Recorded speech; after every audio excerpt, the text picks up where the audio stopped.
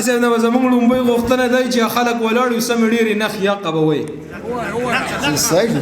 انګار شنګارا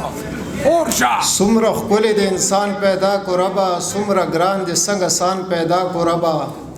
هر یو رګ د پټ په غوښه کې لختې کو پسرو وینو د روان پیدا کو ربا شروع کوم په نام د الله چې ډېر بخونکی او مهربانه دی په سټیج باندې ډېر درون محترم مشر عبدالباسط صاحب او د دې پروګرام صدر صاحب حسین احمد صادق صاحب او نور څومره ملګري چې ناست دي او ما ته مخامخ ناست دي ټولو ته سلامونه وایم او د شیرګړ پښتو ادبي جرګې ډېره شکریه او مننه چې دومره ښکلی پروګرام کې دعوت راکوم او وړاندې یو قطعه وایم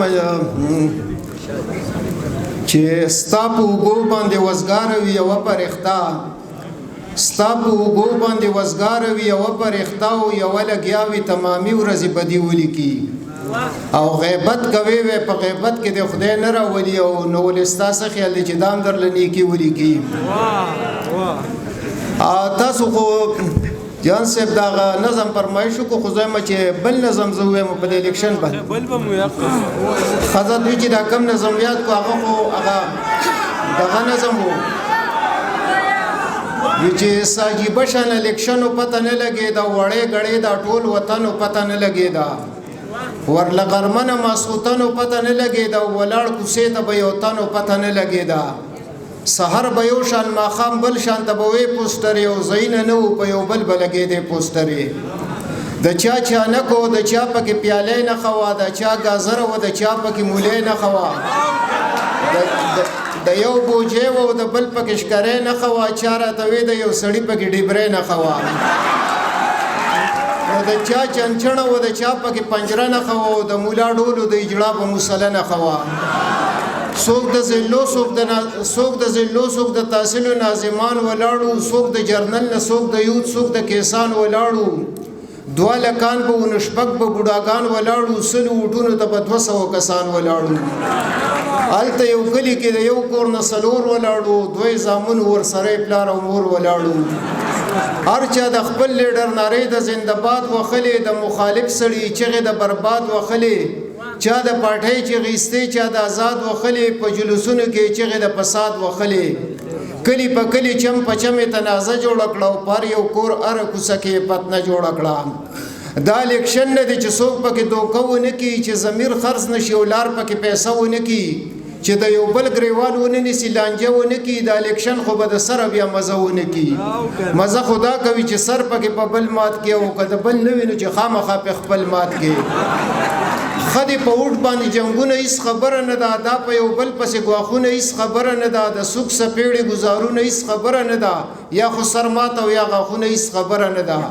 چې په قلار الیکشن په پښتونخوا کېږي نو د وټ نه وروسته تبصرې به بیا پچا کېږي پښتانه خخکاری بد نخکاری جګړو باندې چې الیکشن لړاوي خو په جپړو باندې ورزي په یو بل راټینګيږي نه په پړو باندې او یو بل سمشین کې په کوتکو لوړو باندې خلکو به وی جګړې نه دي دا د سپو کار دی خو اوس ماهران وایي چې نه د پښتنو کار دی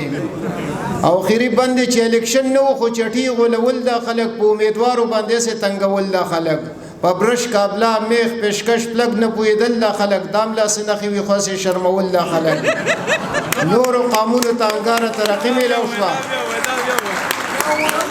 الیکشن نو خو چټي غولول د خلک په امیدوارو باندې سه تنگول د خلک په برش کابلا میخ پیشکش پلګ نه پویدل د خلک داملا سنخي وي خاصه شرمول د خلک نور قانون ته انګار ترقی ملو شو خو ماشاءالله مونږ پښتنو ته بدنیتی ملو شو یو نظم دی چې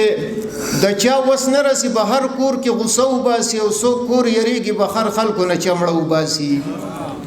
د چا وس نه رسی به هر کور کې غوسه وباسي او څوک کور یریږي به هر خلکو نه چمړه وباسي منم چې څه غریبانان بلک بهر یریږي خو کور چې یریږي نو غټان خلک اکثر یریږي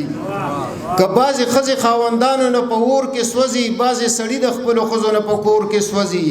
بخر خو پرېږده چې د کور کار مکمل پې کوي اخلې پخلې جارو وخل لوښي انزل پې کوي ورته په کور کې خپله ښځه امریکا جوړوي او نیغ ترې نه ګرځي چې په سټې لوی دانه جوړوي د یو ملګری ښځه مړه شوه فاتحې له لاړم ما وی خدای دې صبر درکړي لاسنیوي له لاړم هغه وی چپ که په ارام وي له ساه واغسته او دا څومره ورځ ده چې الله رانه بلا واغسته